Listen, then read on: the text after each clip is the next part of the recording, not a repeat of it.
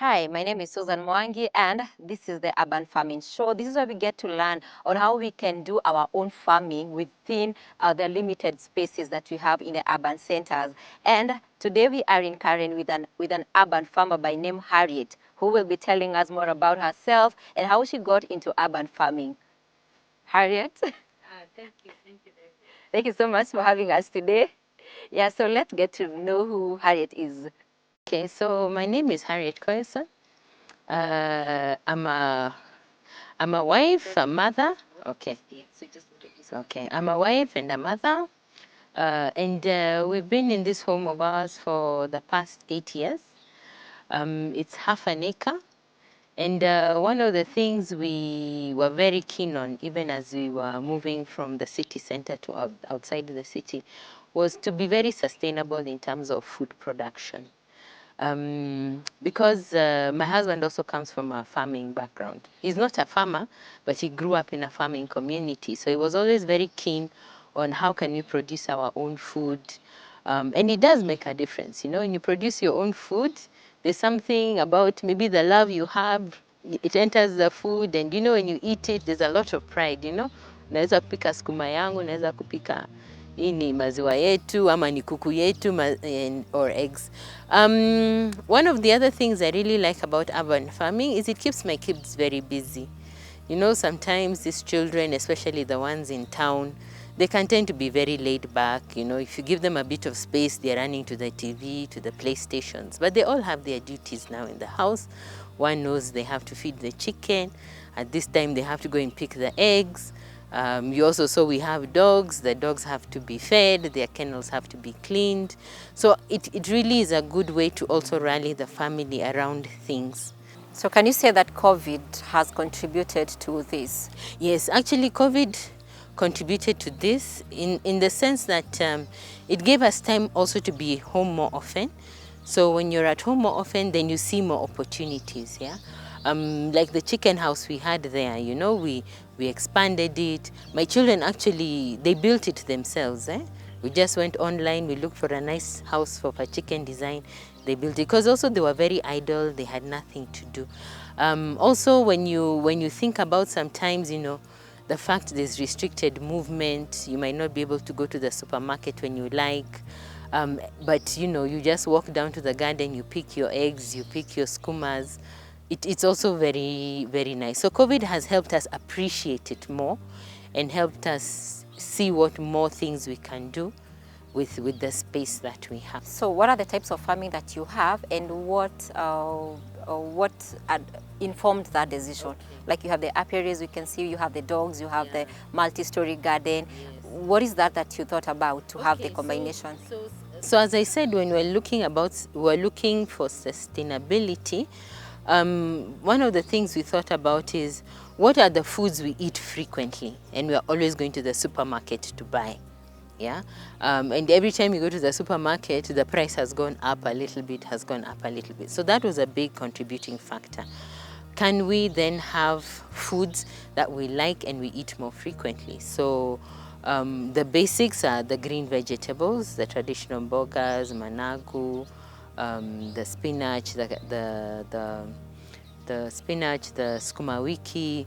Also, when the weather is nice, we like to eat salads, but sometimes you go to the supermarket, you look at a lettuce, it costs a bit of money.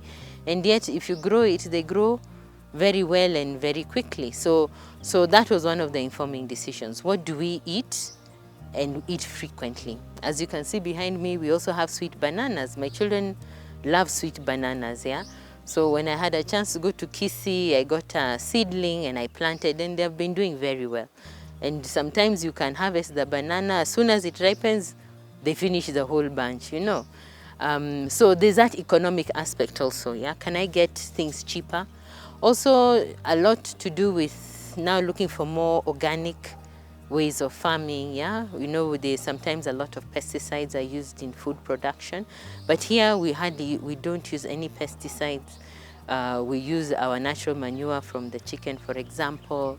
We just go and do research on how do we get rid of pests with natural things like garlic, vinegar, and things like that. Then the bees we kept because, again, We love honey. Nothing to do with COVID. We loved honey even before COVID. And bees, I like them because they're very low maintenance animals to keep per se, you know. So long as the environment is conducive to them, they have enough water, space, very little disturbance, they just do their business, yeah. So all we do is maybe every 1.5 months we come, we check the hives, we maintain them, we harvest whatever honey it is. We harvest it raw, so we don't pasteurize, we don't add anything. So we just let it drip for like 2-3 days, and we have our honey. Yeah. So that has what has driven us to go for urban farming. Yeah, and of course the satisfaction of working on the land, you know, producing your own food. It's very relaxing also, you know, just to, you know, walk around, do a bit of weeding, planting new things, experimenting. If you see in the garden there, you'll see some random maize. That's my husband experimenting. So you have your nice flower there, then you find a maize plant, yeah. Also, we've done fruits as well. I'll show you up. We have some tree tomatoes. So sometimes the kids just come out to play, and instead of going into the house for their snack, they just, you know, pick a fruit and eat and continue. What are some of the limitations you can say you have maybe? I think one of the limitations is because it's a learning process. So sometimes you try something and it doesn't work. So you have to try once, twice, 3 times. But the important thing is not to give up, you know. Every failure is a lesson. It's a trial and error, yeah. Like I remember with the bees, there was a time they were doing very well, and then they were invaded by ants. We don't know where they came from, but you know, you just start again. You clean it up, you put the hives. So you're also subject to the forces of nature. But I always say it's not a reason to give up. It's just now, you know, next time when I'm doing this, I have to look out for A, B, C, D. So that's been some of the challenges. In the initial beginning, maybe another challenge was the water, yeah, but we've also been able to use the river here. And we're very lucky, it's there all year round, it never dries. So it's like now when we've had the dry season, we've been able to irrigate, so we're still able to keep up the food production, especially with the vegetables. As I said, the challenges mainly come from nature, yeah. So one day you'll find maybe your vegetables are doing very well, you come the next morning, something came and ate all of them, you know, because also here we are surrounded by a forest, you know. So those are some of the challenges. Many of the challenges come from the surrounding and the nature. So we have to find a way of coexisting with the animals.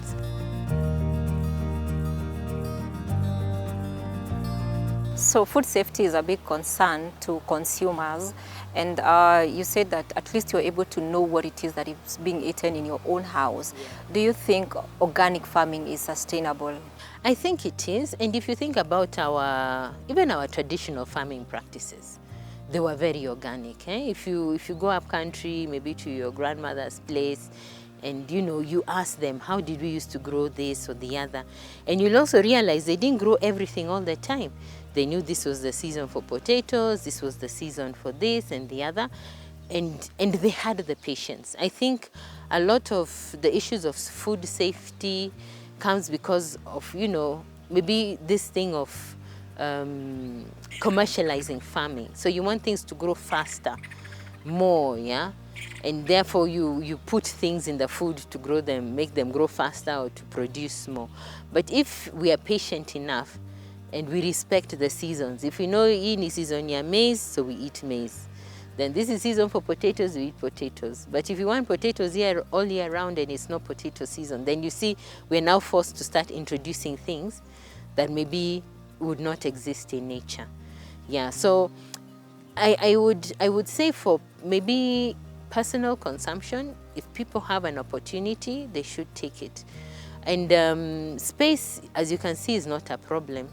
Urban farming solutions are so many, yeah. You can have a small, even an eighth, yeah. You have your house, you have your skumas, you have your onions, you have your tomatoes. And I'm sure that is something every Kenyan eats every day in this country, yeah. And most people living in the urban settings, of course, are living in flats. What solution do you think? I think there are solutions even for people who live in flats. If you do a bit of research, I've seen even people who are now growing vegetables on walls.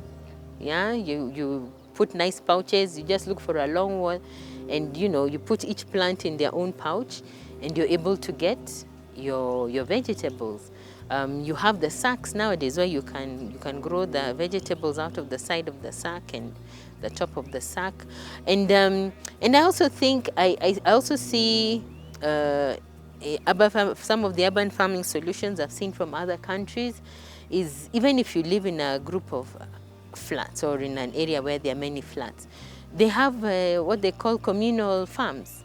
So you might agree to rent or lease a space which has not been developed, and you all agree, we grow food, and all the people who contribute can harvest from here. Yeah, because the issue is not space. I think the issue is just creativity.